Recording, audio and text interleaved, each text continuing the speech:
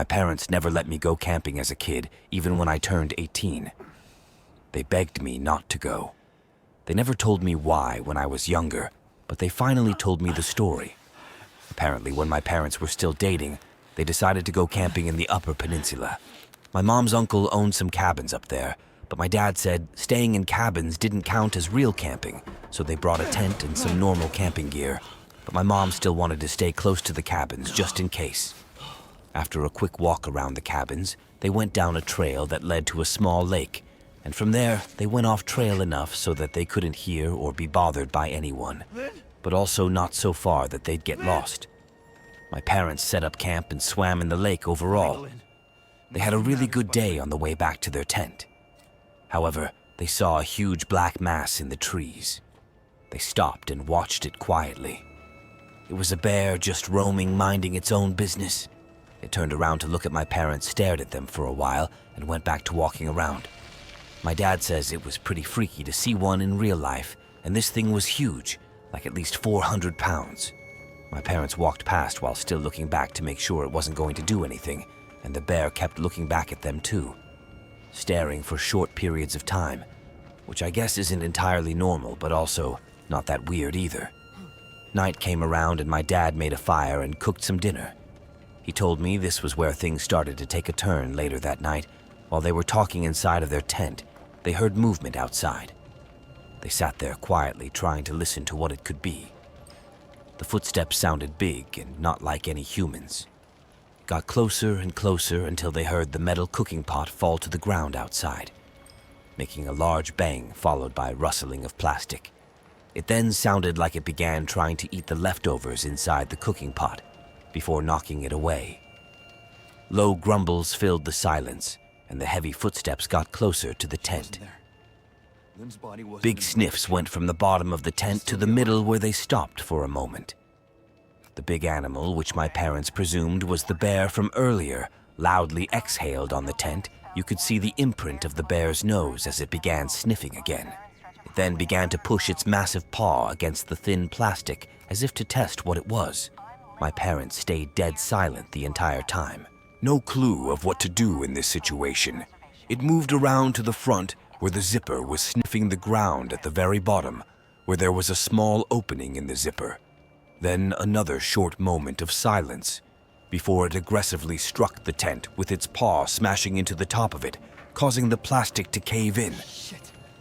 Thankfully, it seemed to just be another test, though, as they could hear it jump backwards as the tent popped right back into shape. Afterwards, the massive bear could be heard walking around the campsite for a few more minutes before hurrying off into the woods. They stayed up for the rest of the night and left at dawn. My dad talked about how lucky they were that the bear didn't actually attack the tent because it could have easily clawed its way in if it wasn't so nervous. Those kinds of bears don't usually attack people, so they aren't too sure what it was trying to do. But either way, it was terrifying. After hearing about that encounter, I never even wanted to go camping.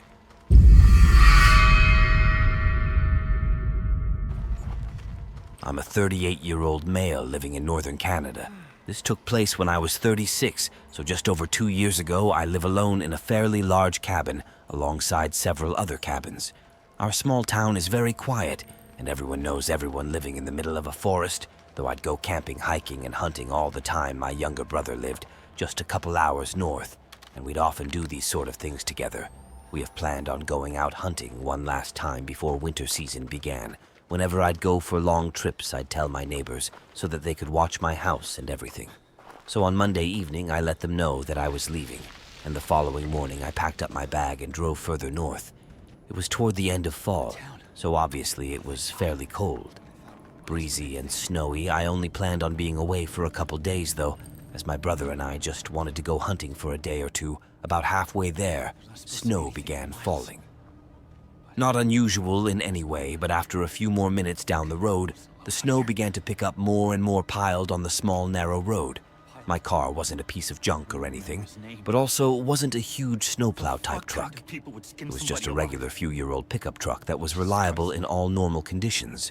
But I was about 20 minutes away when, unfortunately, the layer of snow slid under my tires, causing the truck to land on the side of the road in several inches of snow. It wasn't a very chaotic crash, but I knew pretty much right away that this wasn't going to be an easy hole to dig myself out of. Of course, I quickly tried a few times to simply drive the truck out, but it wasn't moving. The tires were spinning with no traction at all, so I put on my heavy jacket and hopped out to see what I could do. The road was slightly uphill, which made the situation even worse, not to mention that the snow was still pouring down after a quick circle around my truck. I knew there was no way for me to get this out alone. I got back inside and weighed my options. I had no service, so calling my brother for help wouldn't work, but I sent a text anyway, in hopes that it may somehow end up being sent. The only two options I really had were to either stay and hope that someone happens to drive by and help, or get out and walk to my brother's town, which would take about 2 to 3 hours. I knew this road was practically unused, and the chances of someone driving by and getting out to help were slim at best.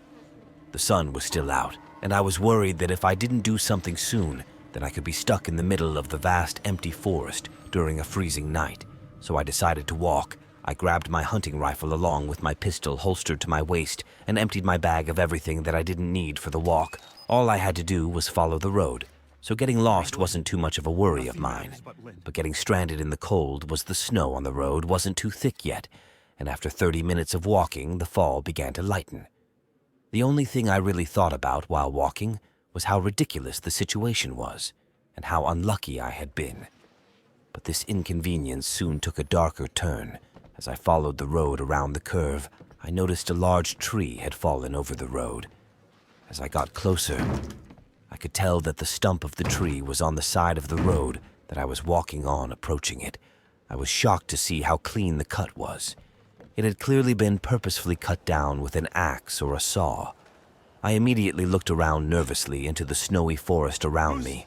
There had to be some malicious intent behind this. I was almost sure of it. But how malicious I didn't know. It could have just been some sick joke forcing cars to turn around, or it could be an attempt to rob people, or even worse. I also didn't know if this was done recently or not. The road was barely used, but it surely would have been removed after a couple days. I chose to continue walking around it, almost jogging to put my distance between me and the possible trap. But I was too late. "Hey, hold up there," a man yelling from behind me asked me to wait. I turned, seeing what looked like 2 hunters standing right by the fallen tree. They had long rifles strapped to their shoulders and were waving their hands as if to get my attention, being maybe 100 feet away. I stood in place thinking of what to do. One of the men yelled again, asking for help moving the tree at this point. Though I was starting to add things up, where were they? When I was looking around, they had to have been hiding, not to mention I never passed a car. So why would they need help? I turned, picking up my pace and ignoring their calls. They continued shouting for a whole minute before their voices faded away through the falling snow. I eventually made it safely to my brother's house, and we went to the nearest police station to report the fallen tree and the strange hunters. An officer also came with us the following day to help retrieve my truck. Unfortunately, the windows had been shattered, and my vehicle was completely looted of everything after having these past years to think about the ordeal. I think I have a pretty good idea of what happened. The most obvious part is that those men had likely cut the tree down on the road so that they could rob or maybe even do worse to those who came down the isolated road. My guess is that they were probably hiding deep in the forest listening for the sound of a car coming towards them, and that's when they would know to come out and make their move. That being said, I actually feel really lucky that I had gotten stuck on the side of the road and was forced to walk, because that had likely saved me from an even more terrifying and dangerous encounter.